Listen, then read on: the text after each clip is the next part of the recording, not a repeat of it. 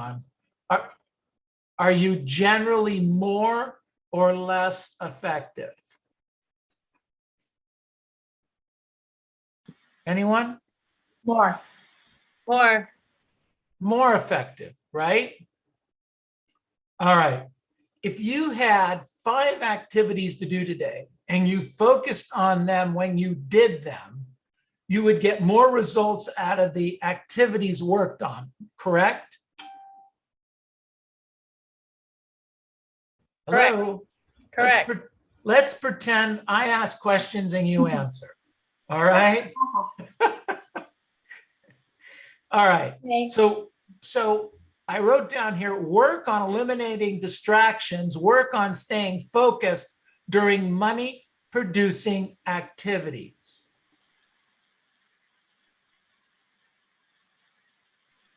Money producing activities. So when you role play, so you write scripts, videotape your listing presentation weekly. I mean, everybody does all that stuff, right? When you do a 5-5-10, or you do that 3 days a week, you attend the blitz, you attend our calling, you are on the open mic a couple of days a week, you follow up on leads that generate. I mean, everybody does that all the time, yes or no? Yes. Yes. Your noses are growing. All right, but here's the question, why don't you?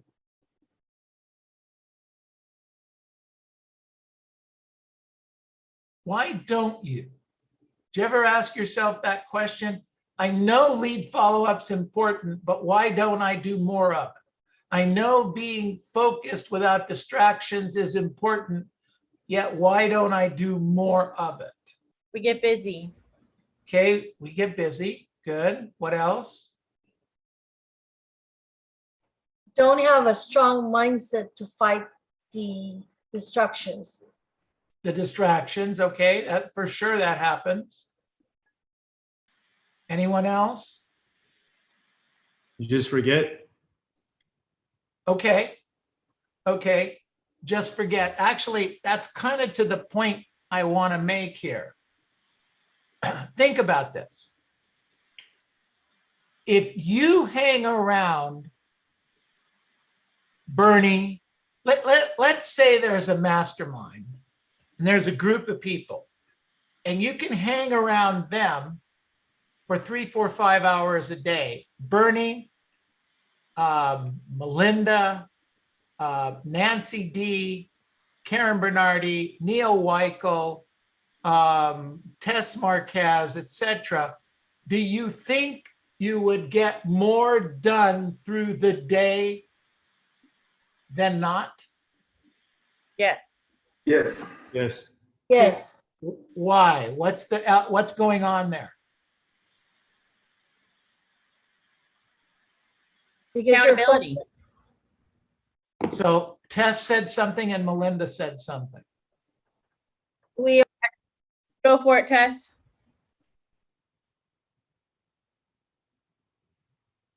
Tess, you're muted. we're focused on our goal. We're focused on what needs to be attained.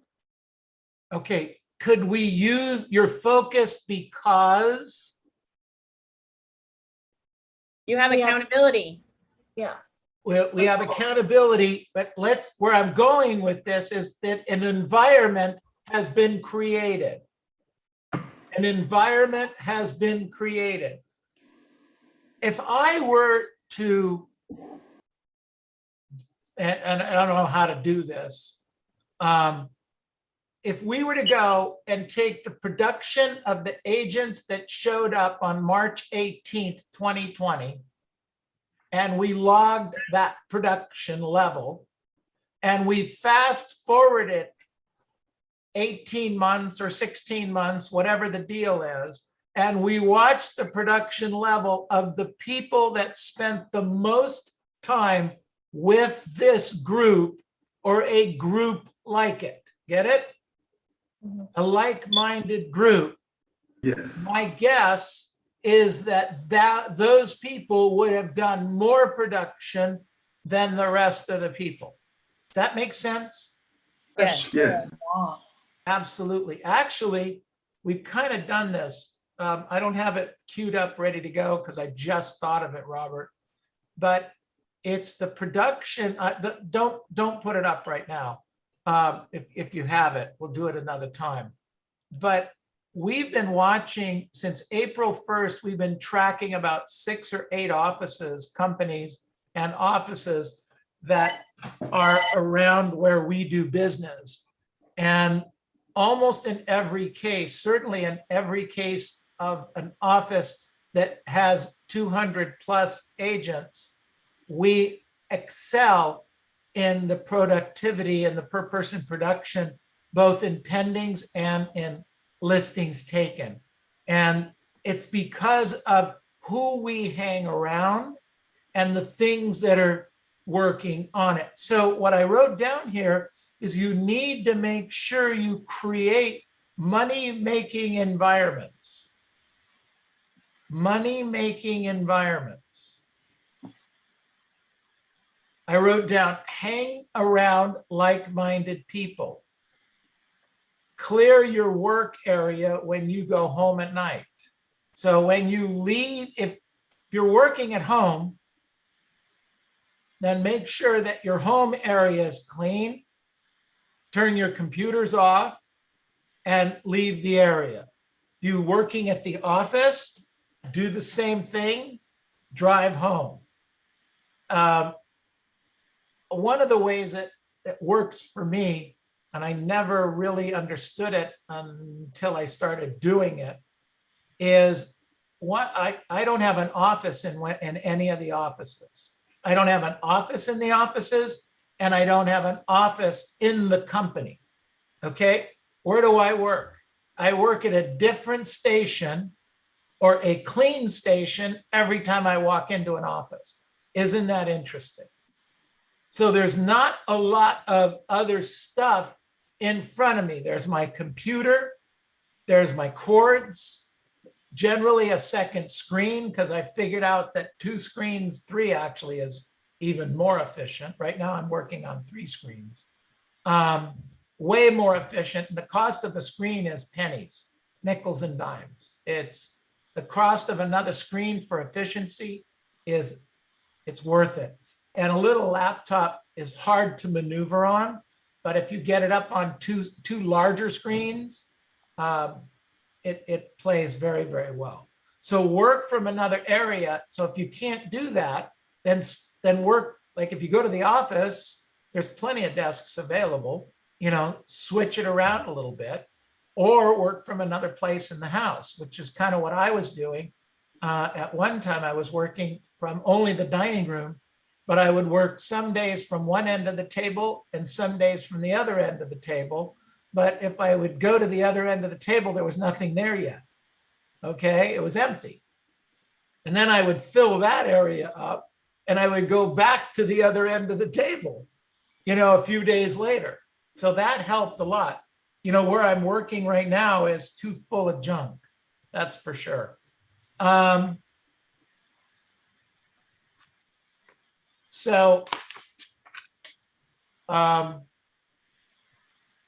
wrote down here, your objective should be to maintain your focus as often as you can throughout the day. Now, what I found is to help you maintain focus, cut your time periods into, for me, 45-minute periods. I work best in 40. I can stay focused, really focused for 45 minutes. For an hour and a half, not so good. So I try to cut all my time periods into 45-minute focused time periods. When I prospect, 45 minutes. When I do a talk like this, 45, 50 minutes. What my coaching calls, I'm always talking to a different person every 30 minutes, sometimes every 20 minutes, but I'm moving along. The simple technique to help you maintain your focus is is, so I'll talk about this just in a second, but simply put, find your most focused time. That time period, 30 minutes, 40 minutes, 50 minutes. You guys understand what I'm talking about? Mm. Okay. Now, the most valuable 30 minutes of the day, I think, is the 30 minutes just before you go to sleep.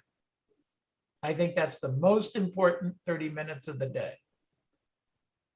It's the time you acknowledge your successes, you review your goals, you mentally prepare yourself for a win for the next day.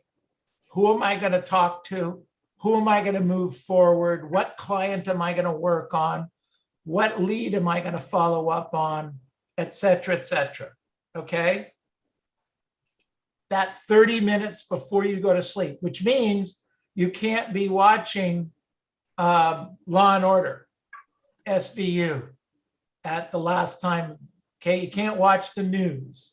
So you got to focus in on that time. All right. There was a study done that said when you drift off to sleep, you enter the alpha brainwave state of consciousness. This is a state of mind in which you are highly suggestible.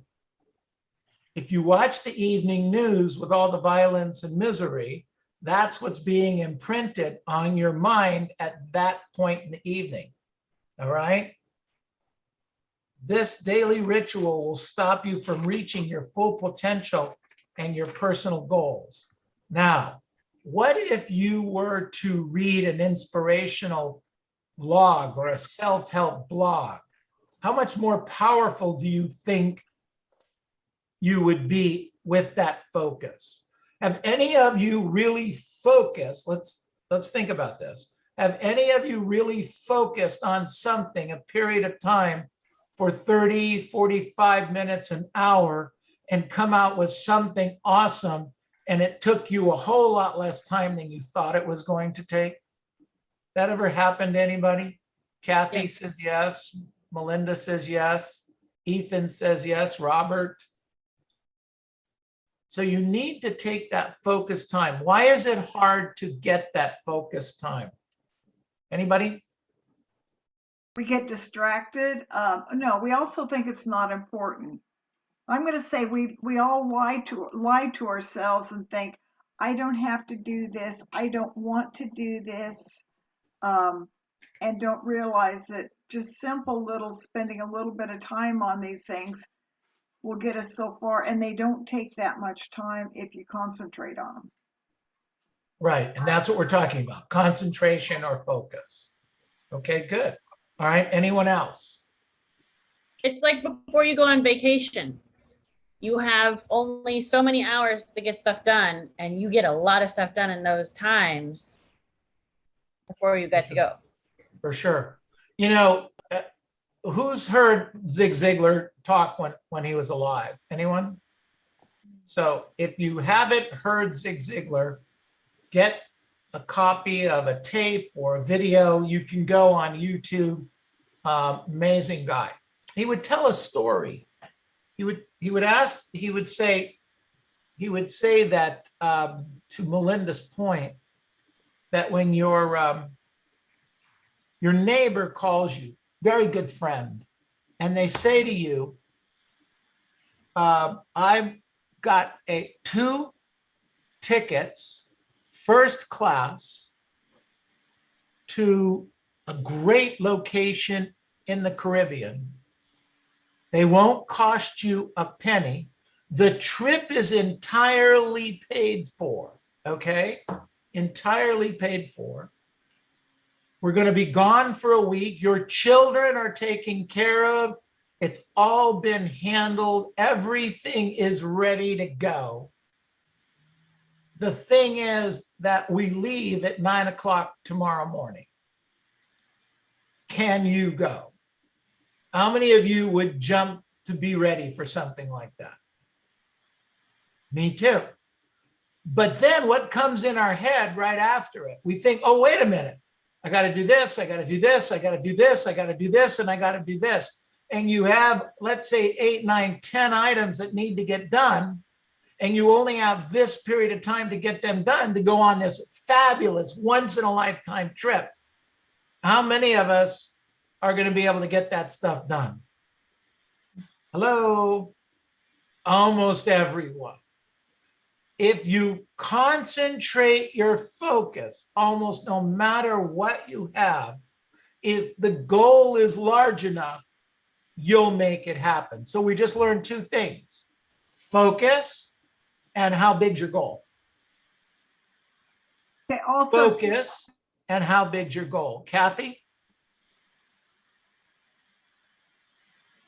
you need to have these things written down. So you've got these 9 things to do. So you better write them down and then you can see them, because otherwise, in my mind anyhow, they would go round and round and round and round and I would not get any of them done. Correct.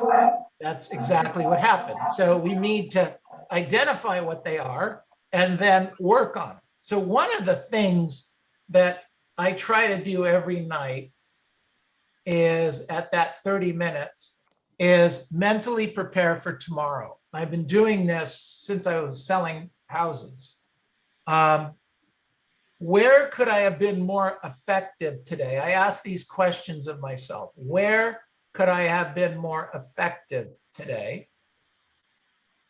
Where could I have been a better agent, mom, teacher, brother, dad, sister, son, daughter? Where could I have been a better person, okay, for your people? What steps do I need to take tomorrow to be better in those areas? Sometimes it's just picking up the phone and calling, an aunt or an uncle or a mom or a dad that you haven't talked to in a while. Okay. A best friend. We all have people in our lives that when you call them, it's like you pick up the conversation right where you left off. He was like, whoa, how come I don't call this person all the time? I wrote down here, focus on the events that took place that day and think of the activities that you were supposed to do or got done. And then ask yourself this question or these questions. How can I do them better tomorrow? Let's say it's prospecting. Let's say it's previewing. Let's say it's learning scripts and dialogues. What can I do tomorrow to improve in those areas? And then the last one, and the one I actually used to try to ask myself twice before I went to bed. Actually, I would, once when I went to sleep and once when I woke up. This question, who can I talk to tomorrow if it's in the evening, or today if it's in the morning? Who can I talk to tomorrow that needs to buy or sell a home tomorrow or today, depending on when you're asking, in the morning or night? I'm telling you, it triggers the reticular activating system, and you start thinking of people that you haven't thought of or considered, or you remember somebody that you forgot, okay? And what's happening with so much business today, that we are forgetting people. We are forgetting to have them in the loop. I've talked to agents where they're forgetting to show up on an appointment. I talked to a guy last week who said, I told him I was going to call him last Tuesday. I mean, I really work hard not to do that. That's just the kiss of death for me. But that's what he said. So, I believe him. He wouldn't lie to me, would he? So, questions on anything I covered so far? Neil, just something for me on that point of staying focused, something that I read in a book is you've talked about this before, is the power of saying no more often. And that what hindered me from staying focused all the time is I was saying yes to too many things. And that was causing distractions because I had too many things going on. So I wasn't focusing on one thing, or I wasn't focusing on the right thing. So learning to say no more often allowed me to focus on the important things and be more efficient with them. 100%. 100%. You know, that was, I forgot the book. If you can remember it, Robert, there's a book out that talks about this. It was actually what triggered this for me was the guy who owns Virgin Airways. What's his name? Richard Branson. Branson.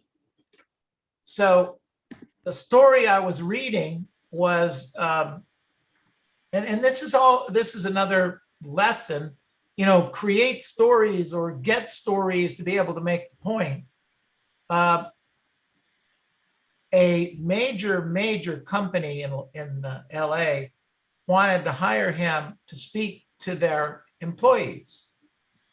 And they sent an email or letter, and his response was an immediate no, thank you, but no thank you. But this guy really wanted him, this president really wanted him. And so he sent him another letter and they offered him the standard $200,000. That's what these guys get to speak. And he offered him $300,000 or $400,000, and they immediately back, no, thank you. So the president's starting to get his ego going, and he says, you know, what the hell's with this guy? You know, I'm paying him really good money, blah, blah, blah. And he said that to the employees on the other end, Branson's people, and his people said, look, he's working on stuff that he just doesn't want to get off track on. And they offered him $1 million. They would send a private jet for him. He would speak and they would send him right back. Okay, that was the deal they cut. And he said no. So why did he say no? He said no because what he was working on was worth far more than that to him. Isn't that interesting? It was worth millions, if not billions of dollars, and he would lose his focus. Now, we would say, are you kidding? $1 million, private jet? Sign me up, okay? How many times can I go this month? But he's looking at bigger pictures. How big do you think? How big do you think? You know, I hear agents all the time when they're prospecting, they say to me, well, I'm waiting here. If I get a call, I'll take the call. I'm here to prospecting and I'll run out and get the appointment. How many of us have done that kind of stuff besides me? Hello? We all do it. We've all done it. And yet maybe we shouldn't. All right. So I wrote down here, that was that. I'm going to shift gears here. All right. So how to get the most out of your telephone prospecting hour. All right. So I'm going to read that, because if I can get a half an hour a day and do this and focus, then I can do something else. So Robert, no, let's not focus that first. So how to get the most out of your telephone prospecting hours. So I wrote down here, why call in the AM? That's a question we get all the time. First of all, you have the most energy in the morning. 99 and 9/10% of you have the most energy in the morning. The second one is clients are a little more receptive to talking with you in the AM than they are in the late evening when they're just getting home. Okay, it's just they're a little more receptive. And the third thing, and I believe the most important thing, is when you don't get the prospecting done in the AM, usually something comes up in the afternoon preventing agents from prospecting at all that day. That's the most important thing. That's what happens. All right. So number two, the prospecting hour is based on a 15-minute hour with a 10-minute break. This is how to get the most out of your hour. It's a 50-minute hour with a 10-minute break. During the break, don't check email. Don't call on a deal. Don't call home Don't check your voicemail. What you should do, go get some water, go to the restroom if you need to do that, walk around the building, clear your head, and get back on the phones on time. Don't take an extra 3 or 4 minutes to do that. 50 minutes of calling, 10-minute break. Okay, get back on the phones. Plan on who you're going to call the night before, and don't take valuable calling time to put together the phone numbers you're going to call. And then this is what separates the superstars from the non-superstars. You really want to crank up your prospecting. Grade yourself on a scale of 1 to 10 each prospecting hour. Have a sheet in front of you that's broken down into 3 segments. Robert, can you post that sheet? Get it poured in. Posted the link in the chat box. You want me to share it on the screen? Please.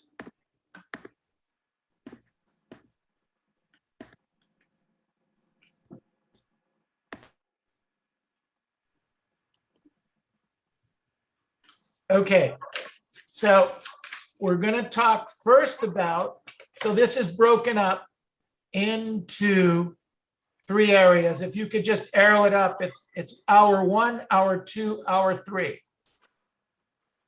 And then it's broken up into 6 different things that you're going to grade. So the first item is minutes prospected without interruption. In that hour, how many minutes did you prospect without interruption? Start time, finish time, and then every time you had an interruption, how long was the interruption? Okay, and how long did it take you to get back to it?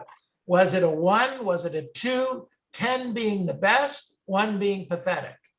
Okay. The second one, who you call and in what order? The Mike Ferry approach to who you call. Pass, client, and sphere first. 1, 2, 3. Pass, client, and sphere first. They are the happiest to hear from you, and they like you, and you like them.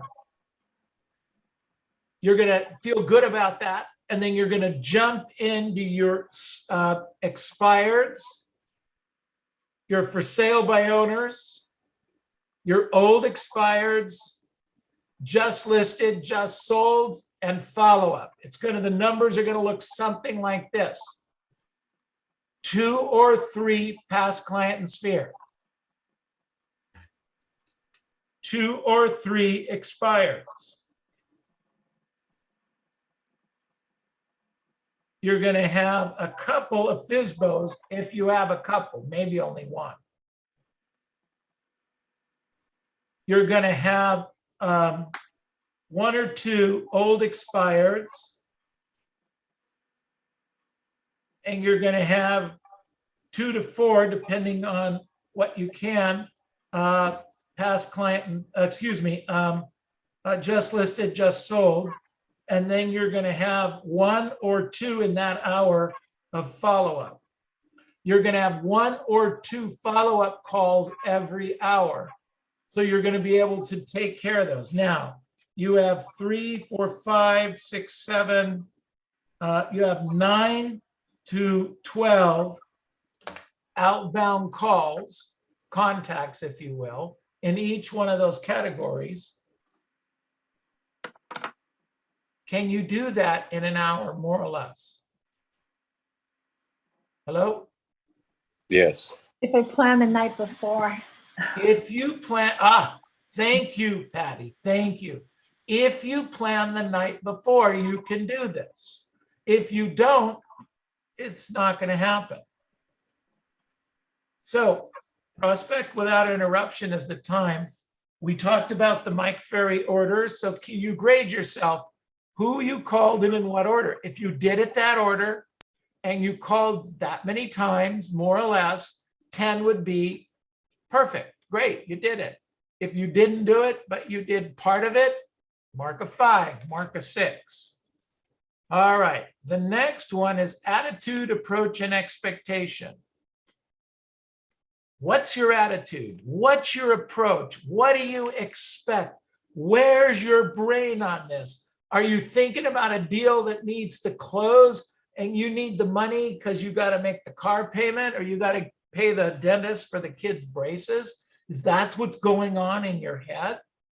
Attitude, approach, and expectation. What's that?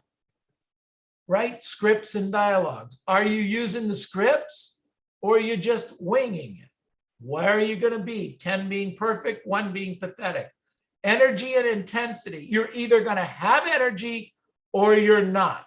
You know, if you don't know, ask a friend. They'll tell you, oh my gosh, you were off the chart. Or, oh my gosh, what the hell were you doing? You didn't do anything. There was no energy there. All right.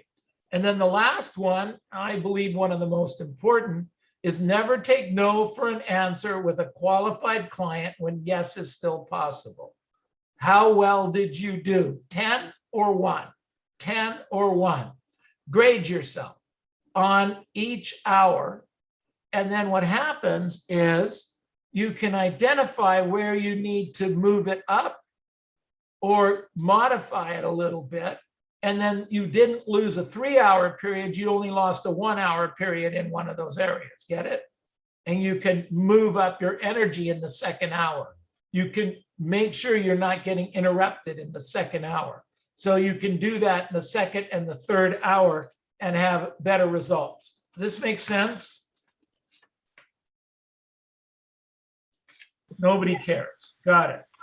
Yes, yes. Yes. Yes. Yes. Yes, yes. I developed this, oh my gosh, 25, 30 years ago when I started coaching professionally for Mike. And I have to tell you something, some of the great agents use something like this just to tell where they were. You don't have to do it all the time, yet do it some of the times. I've introduced it to you guys over time, many, many different times in the last bunch of years. Use it. It's just another tool to help you crank up your intensity, to crank up not giving in on another deal. Robert posted it, and you should use it. What do you think of that? Questions on what I covered today?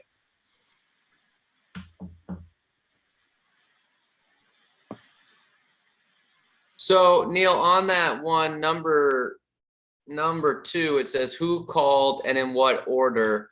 How would you grade yourself on that one? Well, if you used the Mike Ferry order, meaning you called your past client and sphere first, and you called expired second, and FSBO's third, old expireds, just listed, just solds, and some leads. Let's say there's 6 items there. Is that 6 or 7? Okay. You cross off the ones you did. If you didn't do one and there were none, because you set this up the night before, I wouldn't take a penalty for that. You called everybody you were supposed to in that order. If you only call expireds, look, here's what I'm going to tell you right now. We're going to work with you through the expireds and do a little workshops on that. But you are going to burn yourself out in no time. They're mad at you, you get mad at them, hostility reigns, and it just drives you guys nuts. Don't do it. That's why we start with past client and sphere. I always start my prospecting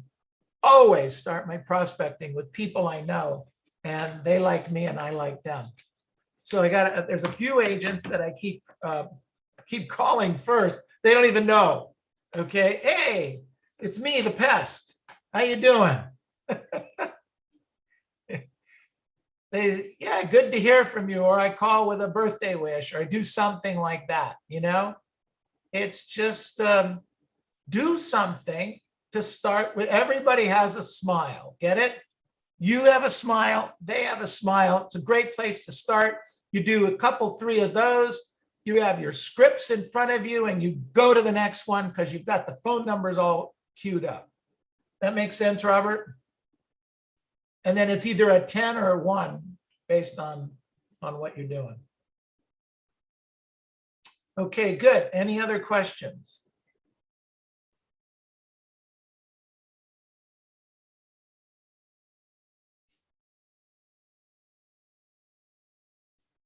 I get silence, crickets. Is it you don't want to do stuff like that? I'm gonna come up with fun things that Robert comes up with where they love him and they talk to him. No, say no, nice no, things. no. They don't love it. They don't. No, I love don't know. I They don't don't. know, Robert. I think you get more love than I'm getting nothing. I'm getting crickets We're in awe. in We're in awe. awe, Neil. Yeah. In We're awe busy or sleep absorbing. after We're lunch. busy Yvette. absorbing all the No. information. We're processing what you had to say. You gave us a lot of stuff. Yeah. I went to a clinic this weekend on training horses, and you have to wait in between while they're processing what you ask them to do. So you're dealing with some not Trained most, horses. yeah. So I don't Kathy, feel are like you a horse. comparing all of us to horses? I may look like one, but I No. don't feel like one. I'm comparing us to we all have to think and process. Yes. I agree. I get it. Yeah. It's awesome though. Come on, Yeah. caballos. All right. Questions? Patty, you have a question? Oh, I just wanted to say, I was listening to what you were saying and I'm like, oh yeah, I could totally see like going through this where I'm losing time, taking a call, looking at an email on a break, going outside on a break, coming back a little bit later, not being prepared. Oh my gosh. So I'm interested to see this next week, like to actually do this and see, what kind of results I get. So thank you for sharing that. Well, you're welcome. You're welcome. I was getting very frustrated personally because I wasn't making enough calls a week and I wasn't trying to make the calls you're making and to prospects. I was very, very frustrated because I couldn't carve out a couple hours at a time. It's just the way my world is. It's just not like that. And then if I did carve out the 2 hours, the world would come in my world, and then I would have to stop and take care of it. That, and we're here for you. So, it's hard for me to say, stop, don't talk to me, I'm prospecting. Because, I could see myself doing that a couple of times, and that would be the last time you talk to me, and that would be a different story. So what I learned was if I have the phone numbers ready, and this is what I'm trying to do now, is have the phone numbers ready of who I'm exactly going to call. And I do it, I don't even do it with my phone anymore. I do it through the calling system. And that way I keep track of that I called them. So I don't even have to count the numbers. I'm getting about 3 calls done, talked to, 3 or 4, depends on if they answer or not, in a 30-minute block. So I can carve out a 30-minute block and do a number of 30-minute blocks where I can't do almost any 2-hour blocks. That makes sense? So that's me. What works for you?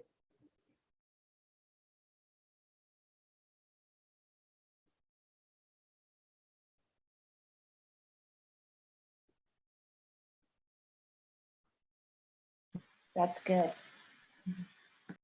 Preparedness works. Neil, I'm going to go back to what your baby steps that you said and used to kind of always tease us about.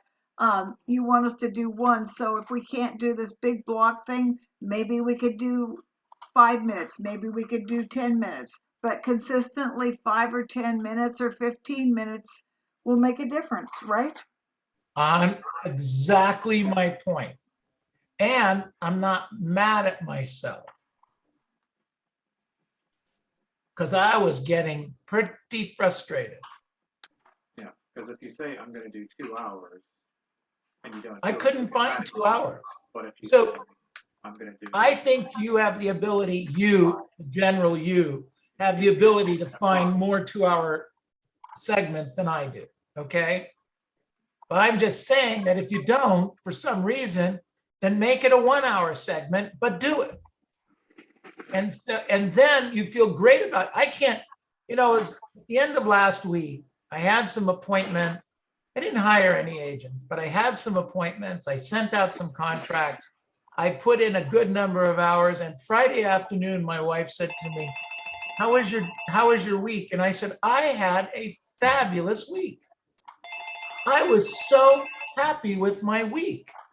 I did all the coaching calls I was supposed to do, did all the stuff I was supposed to handle, and I got that in. Man, I felt great all weekend. And then there was Monday.